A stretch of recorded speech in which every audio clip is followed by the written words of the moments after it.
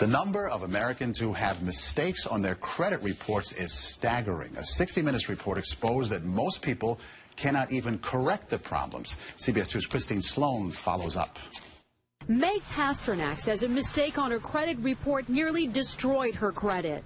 We had to present so much documentation to say this wasn't ours, and then we still had to pay something to get rid of it. Pasternak says it took months to resolve the problem. You feel kind of helpless because they got you under the gun if you need to get a new car or a house or for anything. Pasternak is not alone in her frustration. A new government study finds up to 40 million Americans have mistakes on their credit reports. But an investigation by Steve Croft on 60 Minutes finds most people get nowhere trying to correct an error. Ohio's Attorney General tells Croft that is a clear violation of a federal law. The federal law says that if you believe that there is a mistake, you can go to them and they have an obligation to do a reasonable investigation.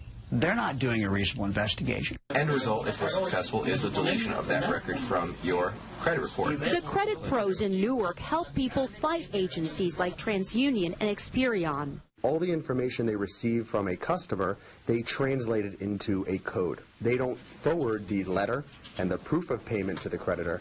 They just forward the 3-digit code. So the best way to protect yourself? Go directly to the creditor rather than going to the credit bureau themselves. Another good habit to get into, check your credit report periodically to make sure there are no changes.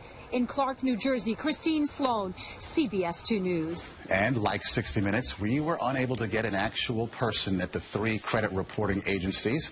60 Minutes was referred to the spokesperson for the agencies, who provided a statement citing an industry-sponsored survey that showed 95